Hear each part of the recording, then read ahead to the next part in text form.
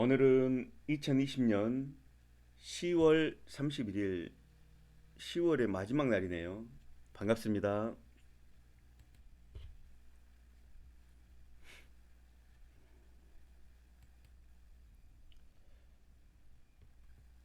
제가 재밌는 기사를 하나 띄워보겠습니다. 테슬라는 전기 자동차를 만드는 회사죠. 근데 이 전기 자동차를 만드는 회사가 당연히 자동차를 팔아가지고 흑자를 내야 되는데 뭐 다른 걸 팔아가지고 흑자를 냈다는 내용입니다. 보겠습니다.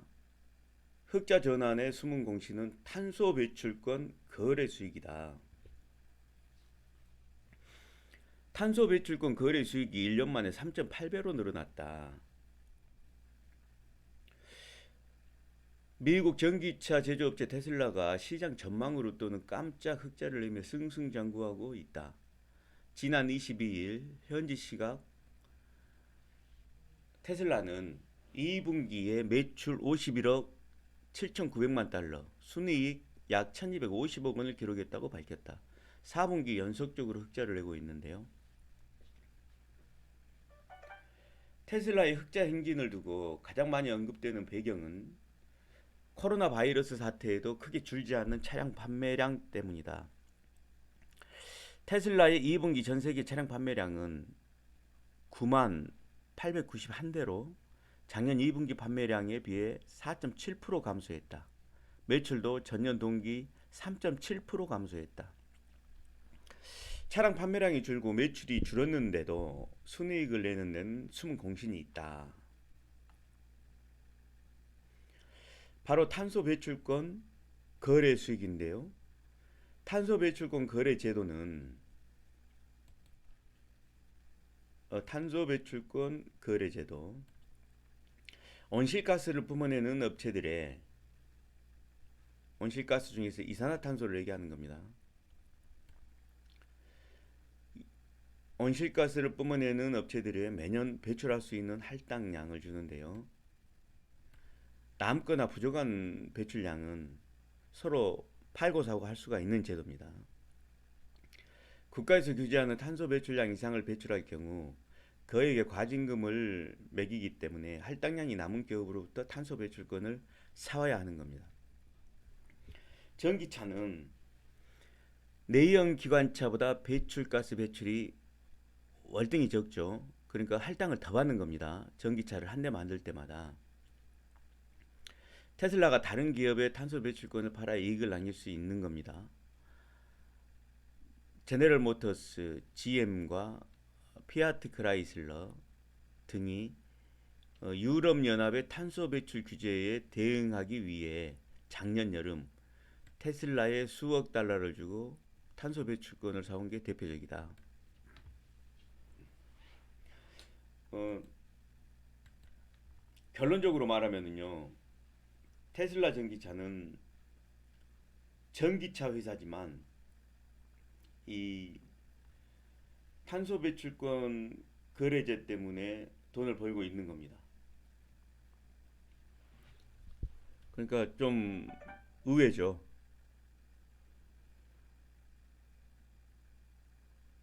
탄소 배출권 거래 수익이 앞으로도 더 늘어날 전망이라고 하니까요. 만약에 이 제도가 없었으면 테슬라는 지금도 그리고 앞으로도 당분간은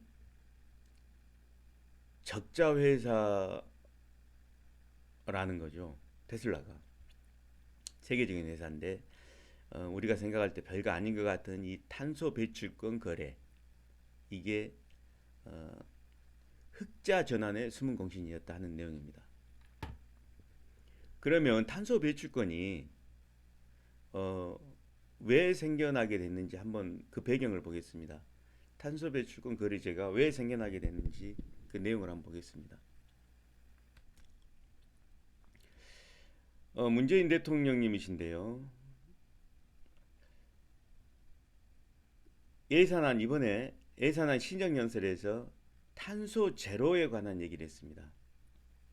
문재인 대통령 2050년까지 탄소 중립을 이루겠다 하는 내용이고요. 발생되는 탄소의 양만큼 똑같이 그만큼 감축시키겠다는 정책입니다. 그럼 이제 탄소는 더 이상 지금 현재보다 늘어나진 않겠죠. 물론 그렇다고 해서 탄소가 당장 이산화탄소가 없어져 가지고 어, 기후 변화를 없애거나 그러진 못합니다. 그러지만 그런 노력을 하겠다는 내용입니다. 잠깐만 보면은요. 문재인 대통령이 28일 국제사회와 함께 기후변화에 적극 대응해 2050년 탄소 중립을 목표로 나아가겠다고 했습니다. 일본 정부는 2050년, 중국은 2060년 탄소 중립과 맞물려 동북아시아 3개국 간 탄소 중립 달성을 위한 경쟁이 본격화할 전망이다. 일각에서는 탄소 중립 달성을 위한 석탄 발전 퇴출 가속화에 대한 우려도 나옵니다. 석탄 발전 퇴출 가속화에 대한 우려라는 것은 이제 석탄 발전은 좀 올드한 사업이다 보니까 노동력이 많이 필요하죠. 사람의 힘이. 그래서 이제 고용을 많이 했었는데 이게 신재생 에너지 쪽으로 가면 고용 인력이 훨씬 적어지는 거니까요. 우려가 된다 이런 내용이고요. 하여튼간 이산화탄소를 제로로 만들기 위해서 556조 예산으로 위기를 극복하겠다 하는 연설을 했습니다.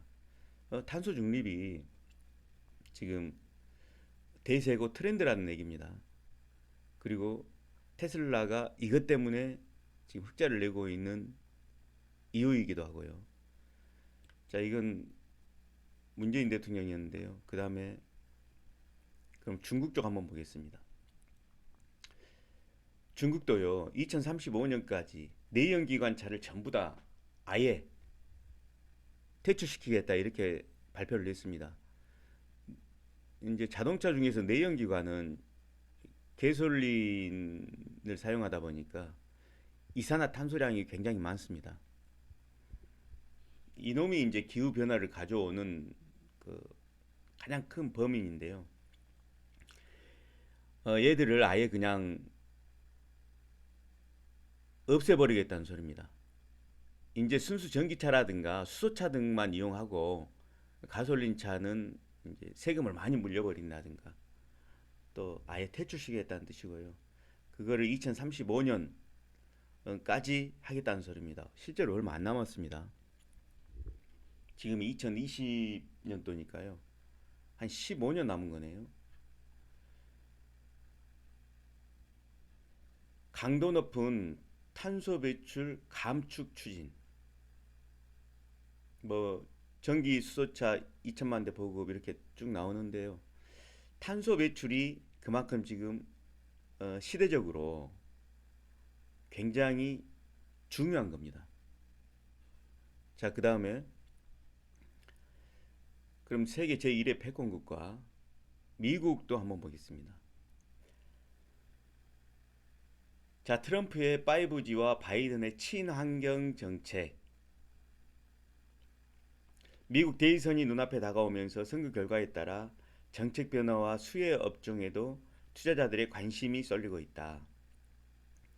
기업의 우호적인 세제 정책으로는 도널드 트럼프 대통령이 유리하지만 국내 증시만 고려하면은 조 바이든 민주당 대선 후보 당선이 우호적일 수 있다라는 내용입니다. 자, 내용을 조금 더 보겠습니다. 업종별 영향은 대선 결과에 따라 차별화될 전망이다. 트럼프 대통령과 바이든 후보 모두 인프라 투자를 내세운 것은 동일하지만 중시하고 있는 분야가 좀 다릅니다. 트럼프 대통령은 5G, 이번 코로나 때문에 이 5G가 굉장히 중요해졌죠. 물론 자율주행에도 중요한 거지만 5G 통신망 구축을 주요 의제로 제시하고 있습니다. 만약에 트럼프가 당선이 된다 그러면 5G 쪽은 굉장히 주가가 뛸 수 있는 상황이고요. 반면에 바이든 후보가 당선이 된다면 친환경 산업, 친환경 에너지 육성을 위해 대대적 투자를 공약하고 제시하고 있다. 이런 내용입니다. 트럼프 행정부가 탈퇴했던 파리 기후 협약 재가입은 물론이고 전기차와 재생에너지 인프라 투자를 통해 탄소 중립을 이루겠다 하는 내용입니다. 여기서 또 탄소 중립이 나오네요. 그러니까 지금 기후 변화 때문에 인류가 생명에 위협을 받을 정도가 됐기 때문에 모든 국가들이 또 유엔에서도 또 EU나 이런 국가적인 차원에서 탄소 중립은 굉장히 실질적으로 중요한 문제가 되어버린 겁니다. 여기 내용을 조금 더 보면은요, 바이든의 기후변화 관련 공약이 실행되면 풍력, 태양광, 재생에너지, 전기차, 수소차 등의 그린 산업 전반의 수요가 급증하게 될 것이다. 이렇게 마무리를 했습니다.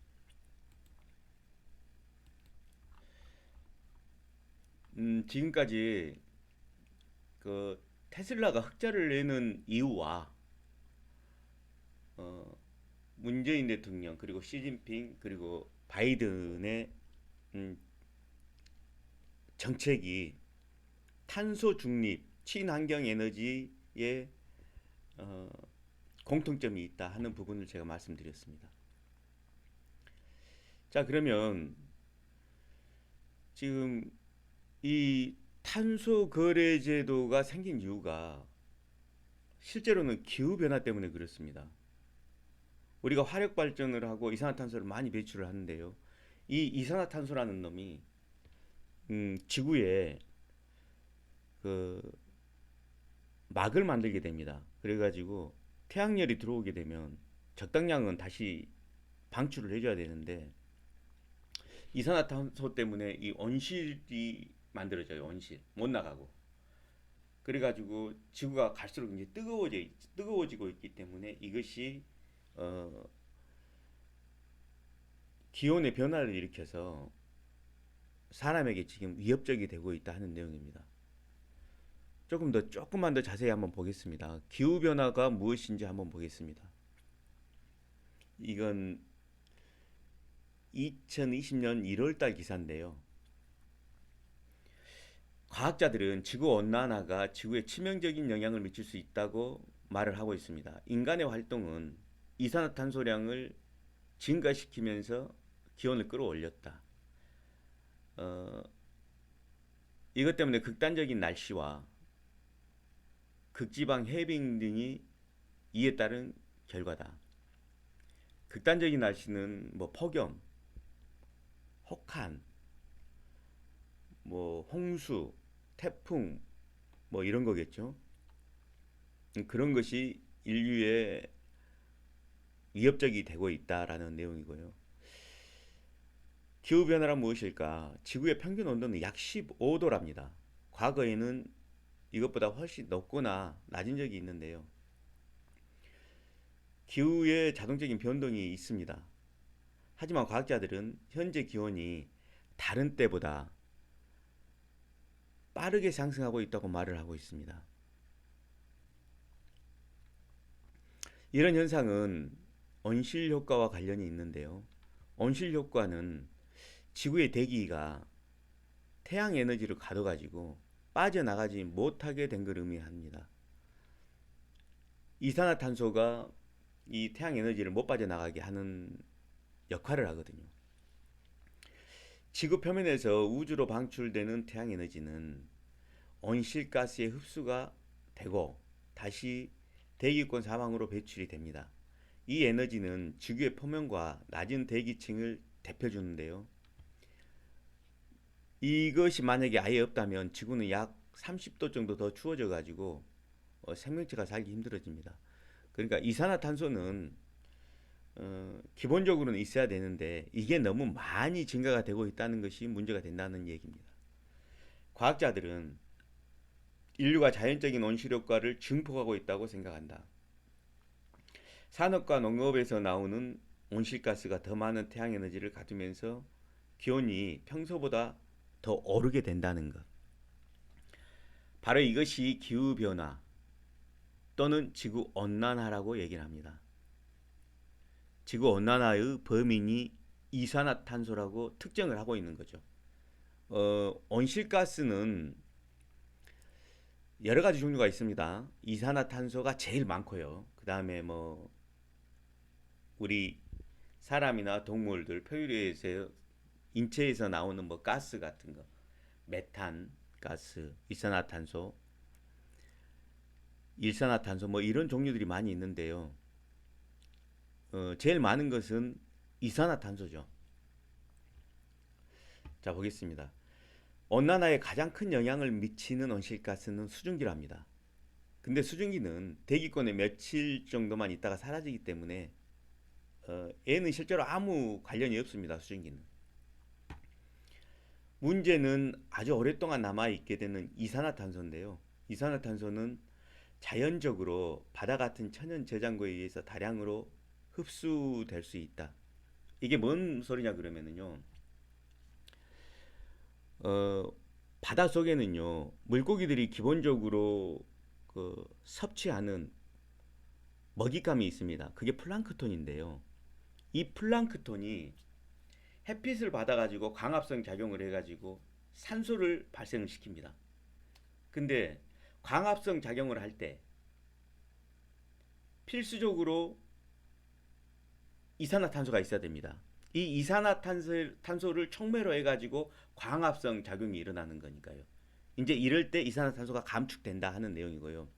식물도 마찬가지죠. 육지에서는 아마존 같은 데서도 식물들이 광합성 작용을 할 때 산소를 대량으로 배출을 하는데요. 그때 광합성 작용의 촉매제가 이산화탄소입니다. 그 아마존 같은 경우는 지구의 허파라고 그러죠. 지구 산소의 약 20%를 아마존에서 생산하고 있다 이렇게 말을 하고 있고요. 근데 실제로는 바다가 더 지구의 허파입니다. 바다에서는요. 지구 산소의 약 60% 이상의 산소를 만들어내고 있습니다. 그 바다의 물고기의 먹이가 되는 플랑크톤의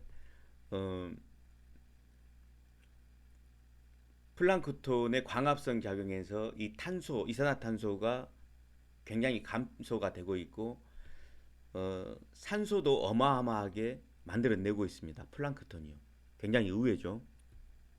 자, 그런 내용입니다. 이산화탄소는 자연적으로 바다 같은 천연 저장고에 의해서 다량으로 그러니까 감축될 수 있다. 이런 이유에서 이산화탄소 농도가 산업화 이전 수준으로 되돌아가려면 수백 년이 필요하다. 인류가 만들어내는 이산화탄소 배출은 대부분 화석연료를 태울 때 나온다. 탄소를 흡수하는 습이 벌목되고 썩은 채로 남아 있는다거나 불에 타게 되면 저장되었던 탄소가 방출돼 지구 온난화를 가중시킨다. 당연히 산불이 나게 되면 이산화탄소가 많이 배출이 되고 산소가 많이 줄어들게 되죠. 뭐 석탄이 타는 거나 나무가 타는 거나 똑같이 화력 발전이나 마찬가지니까요. 1750년 산업혁명이 시작된 이래 대기 중에 이산화탄소 농도는 30% 이상 증가했다. 최근 최소 80만 년 역사에서 가장 높은 수준이다. 메탄과 이산화질소 같은 다른 온실가스도 인간의 활동에서 배출된다. 하지만 그 양은 이산화탄소에 훨씬 못 미친다. 온난화의 증거가 무엇일까? 세계 기상기구에 따르면 세계는 산업화가 확산되기 이전보다 섭씨 1도 정도 더 따뜻해졌다. 기상 관측 역사상 가장 더운 상위 20개 연도는 지난 22년 사이에 나타났다. 그중 최고 4개 연도 2015년, 2016년, 17년, 18년 사이에 포진이 돼 있다. 전 세계적으로 2005년과 2015년 사이에 평균 해수면은 해마다 3.6%씩 상승했다. 빙하 해빙이 해수면 상승의 주 원인으로 여겨진다. 빙하기가 끝날 때는 전 세계 온대 지방에 있었던 빙하가 사라지면서 해수면이 상승했다. 날씨가 따뜻해져서 빙하기가 이제 끝날 때, 그때는 온 세상이 다 얼음이었죠. 인류가 멸종했을 때니까요. 이 빙하기가 끝날 때는 전 세계 온대 지방에 있던 빙하가 서서히 녹으면서 바다가 만들어지고 해수면이 상승을 했었죠.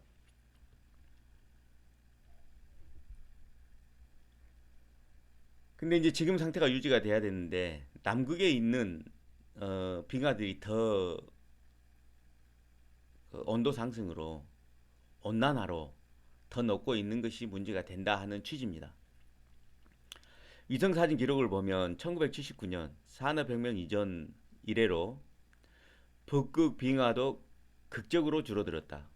빙하가 줄어들었다는 것은 많이 녹아가지고 바다 수면이 높아졌다 하는 내용입니다. 그린란드의 빙하는 최근 몇 년간 기록적인 규모로 급속히 녹고 있다. 위성 사진은 남극 대륙 서쪽의 빙하가 사라지고 있다는 것을 보여준다. 최근에는 남극의 동쪽 빙하도 녹고 있다는 연구도 나왔다. 기후변화의 영향은 초목과 육상동물, 인류를 포함한 육상동물에서 나타날 수 있다. 식물은 이른 시기에 꽃을 피우고 열매를 맺는다. 동물은 서식 영역이 달라진다.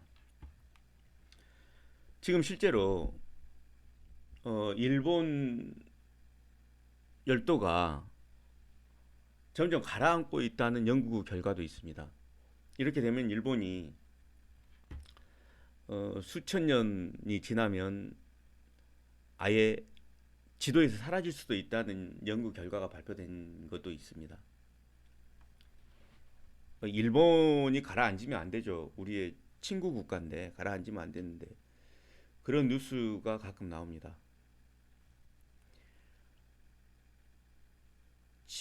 지금 이 상태로 가면 기온이 앞으로 얼마나 오를까? 시뮬레이션을 보면은요. 집 표면 온도는 1850년에서 21세기 말까지 1.5도 이상 달라질 가능성이 높다. 세계 기상기구는 지금의 온난화 추세가 계속된다면 이번 세기 말에는 21세기 지금 21세기인데요. 세기 말이면 2000년도부터 2100년까지니까 지금 2020년도니까 한 80년 남았네요. 세기 말에는 80년 남았는데 80년 안에 3도에서 5도 정도 상승할 수 있다고 과학자들은 얘기를 하고 있습니다. 한 2도 이상이 넘어가게 되면 위험수위로 여겨져 왔는데요. 최근 과학자들의 정책 위반자들은 기후변화를 1.5도 이내로 제한해야 한다고 주장을 하고 있습니다. 그래가지고 탄소 배출권을 제로로 만들어야 된다. 이것은 인류가 생명의 위협을 받을 정도가 되었다 하는 내용입니다. 2018년 기후변화에 관한 정부 간 협의체 보고서는 1.5도 목표를 유지하려면 사회 전반에 걸쳐 신속하고 광범위하며 전례 없는 변화가 필요하다라고 마무리가 됩니다.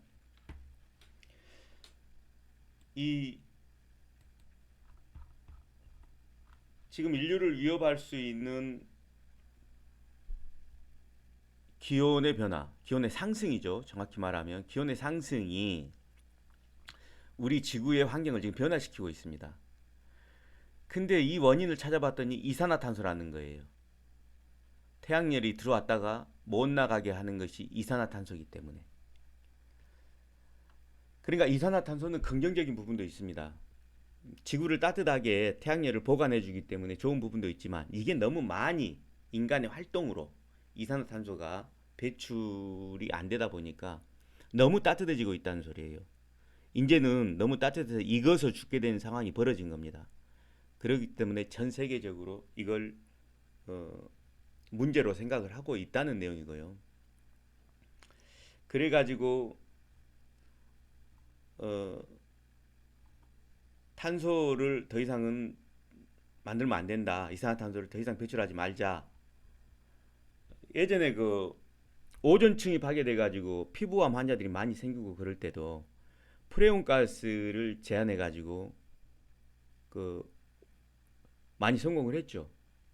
이제 그런 것처럼 이산화탄소도 음, 배출량을 완전히 제로로 만들자 하는 내용입니다. 자, 그러면 실제로 이게 기업과 어떤 연관이 있는지 한번 보겠습니다.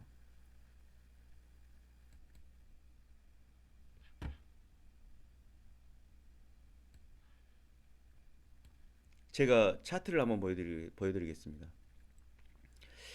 라이브 파이낸셜이라는 종목인데요.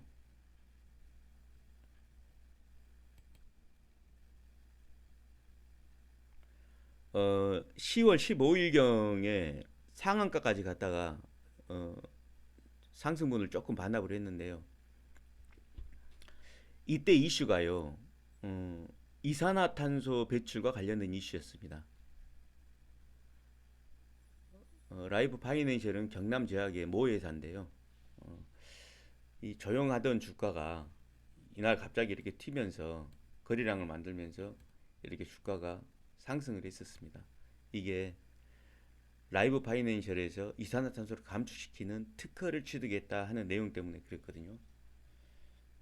자, 이런 식으로 이산화탄소 배출과 관련해서 기업들의 주가가 영향을 받기 시작한 겁니다.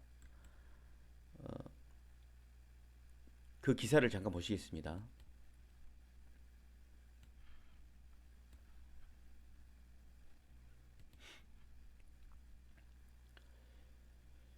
라이브 파이낸셜 이산화탄소 배출 통한 아스타잔틴 고속 전환 특허 기술 굉장히 어렵죠. 내용은 간단합니다. 이산화탄소를 이용해 가지고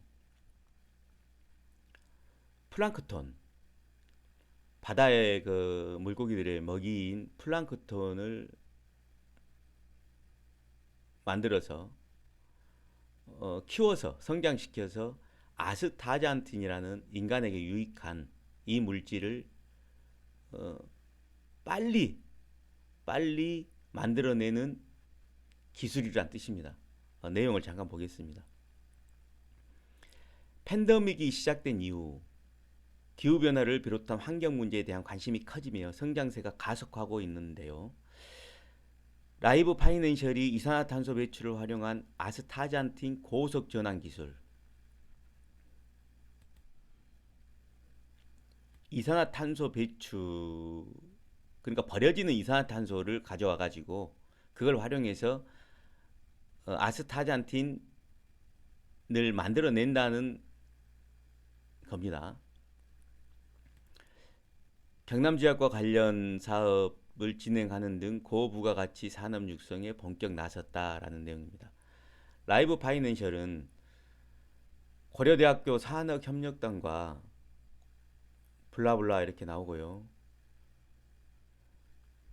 이산화탄소의 아스타잔틴 고속 전환 방법 특허 기술 이전 계약을 체결했다고 13일 날 밝혔다. 저는 사실 뭐 미생물 학자도 아니고 또 전문가도 아니라서 이 정확한 내용을 읽어봐도 잘 모릅니다. 그래서 전체적인 맥락만 제가 말씀드리겠습니다. 이번 특허 기술 이전 계약으로 라이브 파이낸셜은 버려지는 이산화탄소, 지금 이산화탄소가 많이 발생을 하고 있으니까요.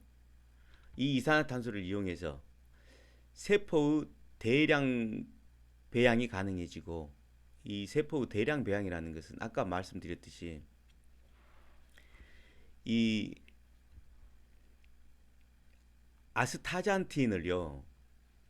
아스타잔틴을 추출을 하려면 플랑크톤을 배양을 해야 됩니다. 근데 플랑크톤을 배양을 하려면 이 증식을 하려면요. 이산화탄소가 필요하죠. 이놈들 플랑크톤이 광합성 작용을 하면서 산소를 배출해내니까 그러면서 성장을 하니까요. 광합성 작용을 하면서 성장을 하는데 이놈들이 광합성 작용을 하려면 필수적으로 이산화탄소가 필요합니다. 그래서 이산화탄소가 감축이 되는 거죠. 그런 효과를 보게 되는 거죠.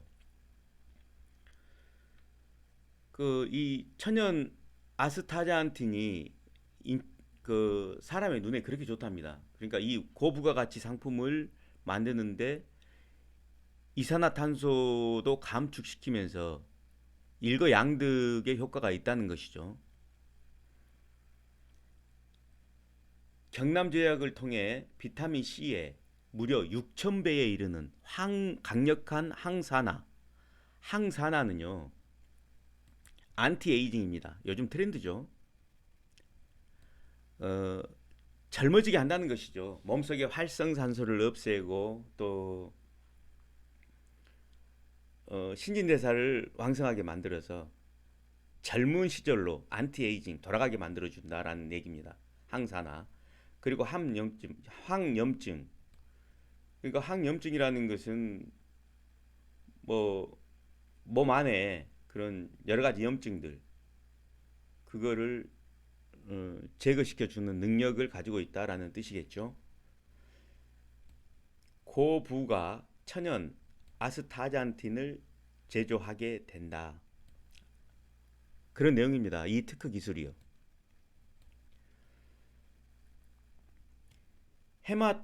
헤마토코쿠스라는 미세조류 기반의 아스타잔틴 생산은 이것도요. 헤마토코쿠스가 일종의 플랑크톤입니다. 미세조류예요. 미세조류. 이렇게 이해하시면 되겠습니다. 얘네들한테서 아스타잔틴이라는 물질을 추출해낸다는 말입니다. 헤마토코쿠스 추출물 아스타잔틴은 카로티노이드의 일종으로 단백질의 일종인 것 같아요. 높은 항산화력을 가지며 다양한 생리활성 소재 물질로 활용된다.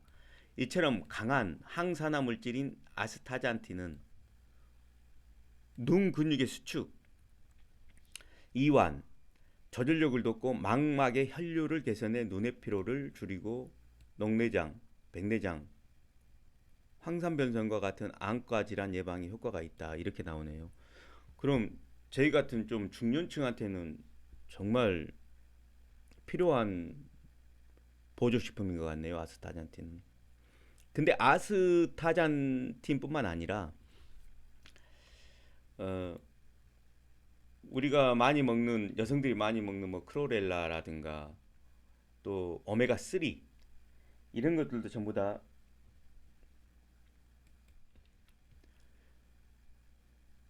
이 미세조류에서 전부 다 만들어냅니다. 미세조류는 헤마토코쿠스라는 조류도 있는데 대부분 우리가 생각할 때는 그냥 플랑크톤 물고기의 먹이가 되는 플랑크톤이다 생각하면 돼요.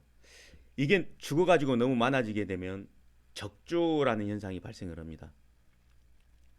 이해를 돕기 위해서 제가 적조가 뭔지 한번 보여드리겠습니다.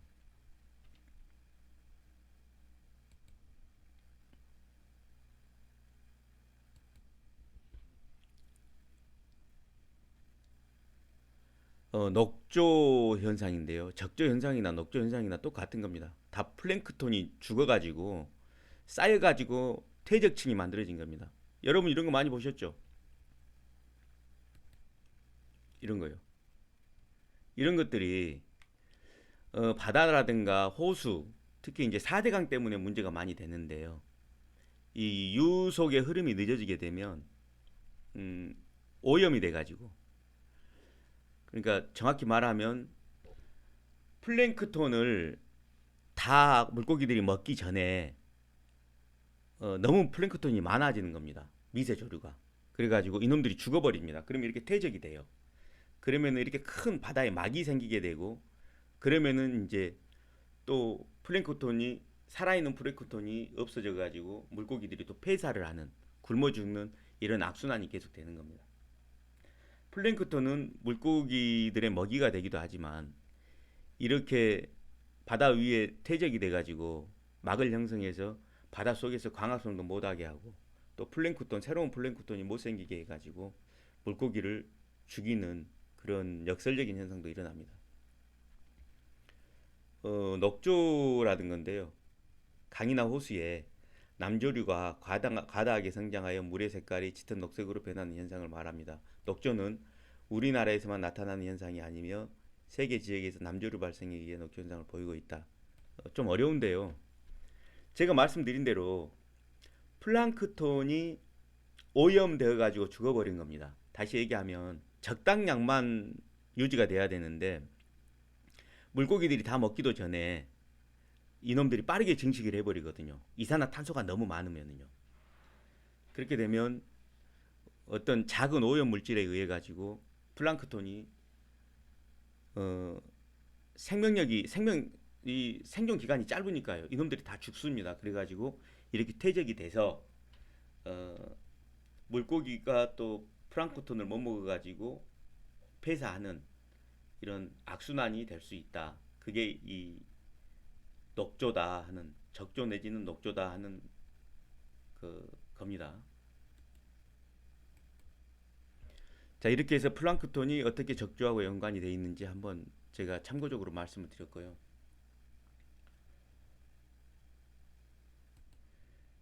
자, 그러면 여기서 우리가 기항에 시작을 했으니까요. 이 미세조류 그리고 헤마토코쿠스 미세조류는 제가 그냥 이해하기 편하게 플랑크톤이라고 말씀을 드렸습니다. 미세조류는 워낙에 많다고 그러네요. 근데 그냥 이해하기 편하게 물고기 먹이가 되는 그리고 광합성 작용을 하고 광합성 작용을 할 때 이산화탄소를 많이 필요로 하기 때문에 이산화탄소가 감축되는 어, 현상이 벌어진다라는 내용 말씀드립니다. 그리고 이 미세조류의 한 종류인데요. 헤마토코쿠스라는 미세조류가 있습니다. 이 이해를 돕기 위해서 헤마토코쿠스라는 미세조류에 대해서 잠깐 보겠습니다.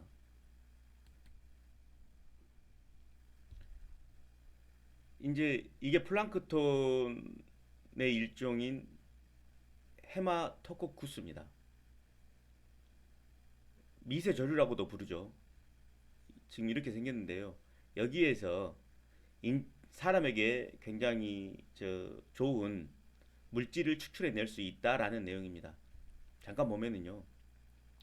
헤마토코쿠스 속의 이 플랑크톤 속에서 아스타잔틴이라는 눈의 피로를 풀어주고 혈색을 맞게 해주는 물질을 추출해낼 수 있다라는 겁니다. 이산화탄소를 줄이기 위한 노력들은 지금 계속되고 있는데요. 이산화탄소를 직접적으로 포집하는 방법도 있습니다. 잠깐 보겠습니다.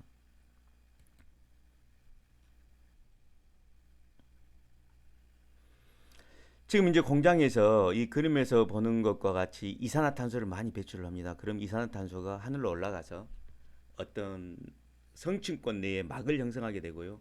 그게 태양의 배출을 막습니다. 그러면 지구가 점점 온난화가 되거든요. 그러니까 이놈들을 없애기 위해서 탄소 제로 정책을 하기 위해서 직접적으로 이산탄소를 포집, 모아버리는 그런 기술이 지금 발전이 되고 있습니다. 근데 이제 이 기술도 문제점이 있다는 내용입니다. 이산화탄소를 직접적으로 포진하는 거에는 어떤 문제점이 있다는 내용을 제가 이제 잠깐 말씀드릴게요.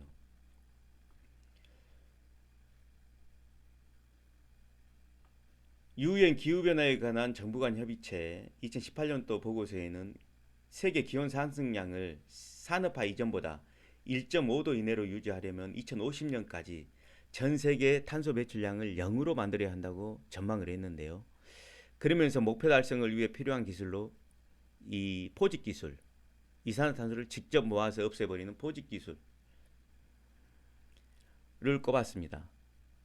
하지만 최근 이 포집 기술이 오히려 예상치 못한 부작용을 유발할 수 있다는 연구 결과가 나왔습니다.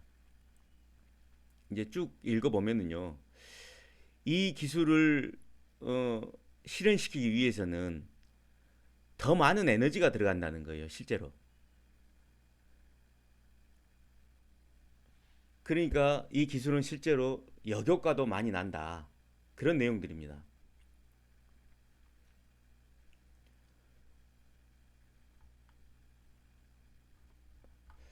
뭐 하여튼간 이산화탄소를 없애기 위한 노력은 지금 여러 가지 기술들이 나오고 있습니다. 근데 포집 기술 그리고 또 플랑크톤을 배양시켜 가지고 이산화탄소도 없애고 또 거기에서 인간에게 유효한 그런 물질들도 추출을 해내고 하는 이런 기술들이 지금 개발이 되고 있다 하는 내용들입니다. 이산화탄소를 없애기만 해도 그 이산화탄소 배출권에 대한 할당량이 많아지기 때문에 그 자체가 또 돈이 된다는 것은 그 테슬라의 경우에서 우리가 봤고요.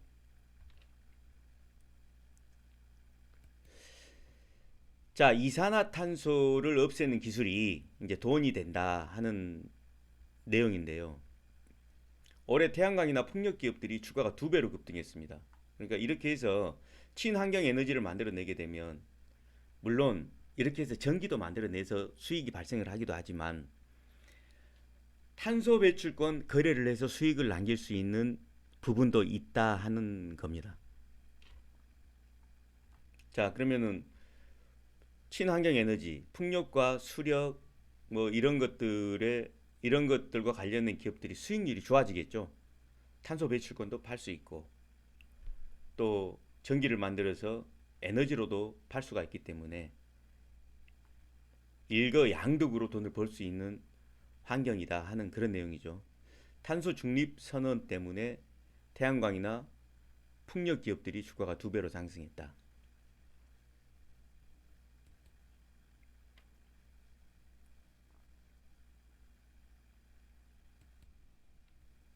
자, 이제 이게 제가 마지막으로 이제 말씀드리는 건데요.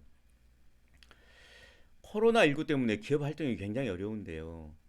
탄소 배출권 가격마저 올라가지고 내년이 더 걱정이 된다 하는 내용입니다. 탄소 배출권 거래 가격은 수시로 변합니다. 어, 가격 상승세가 지금 무섭다. 지난해 3만 원을 넘어선 데 이어 올해 4만 원을 돌파했다. 지금 우리나라도 이 탄소 배출권을 팔아가지고 돈을 버는 기업들이 실제로 있습니다.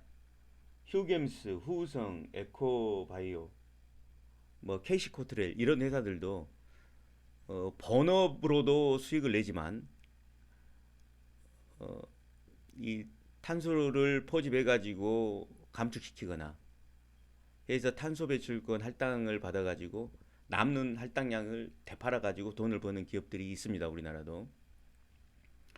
코로나19 여파로 기업들이 경영난이 가중되고 있는 상황에서 배출권 거래 가격마저 급등하면서 피해가 심각해질 우려가 나오고 있다는 건데요.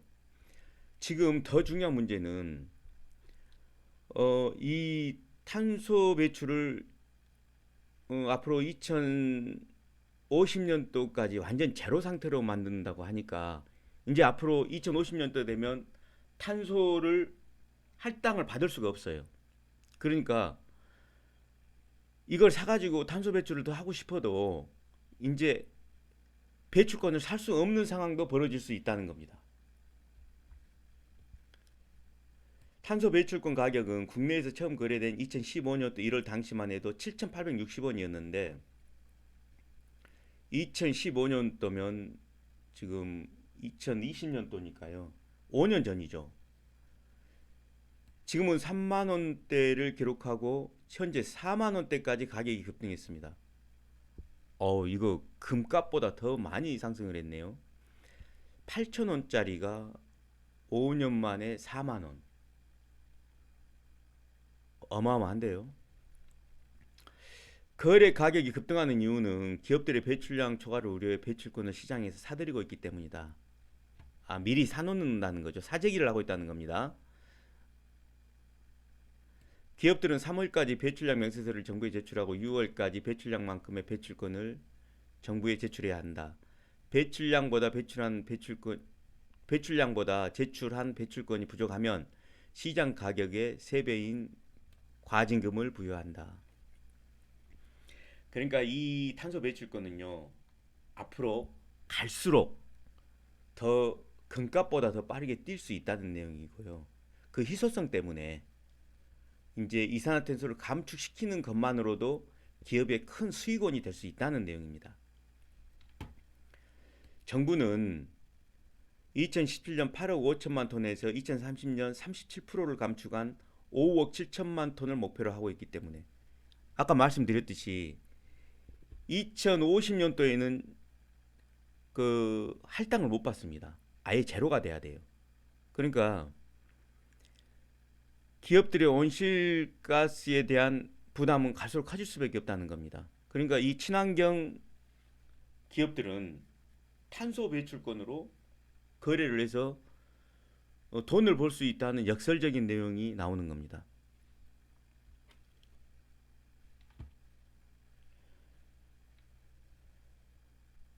탄소 배출권이 가장 필요한 데가 이제 화력 발전을 하는 곳인데요. 발전업계의 한 관계자는 치솟고 있는 배출권 거래 가격 때문에 수백억 원이 늘어난 상황이다.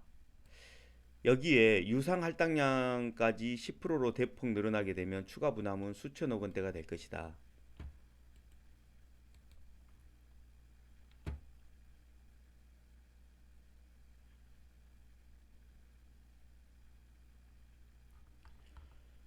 어, 이제 우리가 주식 투자를 하면서 친환경 기업들의, 그러니까 탄소, 아까 말씀드린 이 이산화탄소를 포집하는 기업이라든가 또 이산화탄소를 이용해서 플랑크톤을 배양을 해가지고 어, 사람에게 유익한 고부가가치 상품을 만들어내는 기술 같은 거에 좀 주목해야 될 필요가 있는 것 같습니다. 그런 회사들이 몇 군데 있는데요. 탄소 배출권으로 돈을 벌 수 있는 기업들을 조금 더 깊이 있게 들어가 보도록 하겠습니다. 오늘은 여기까지 하고요. 제가 내일 저녁 9시에 좀 더 깊이 있게 이 문제를 여러분들하고 한번 실시간 라이브로 진행을 해보겠습니다. 어찌됐건 탄소 배출권이라는 것은 기업의 큰 수익원이 될 수 있다라는 결론을 말씀드립니다. 우리가 세계적인 기업이라고 생각하는 테슬라도 이 탄소 배출권 거래를 통해서 흑자를 냈다는 거, 이 부분을 여러분이 좀 기억을 하셔야 될 것 같아요. 자, 오늘은 여기까지 하겠습니다. 내일 밤 9시에 실시간 라이브를 통해서 여러분하고 또 뵙도록 하겠습니다. 감사합니다.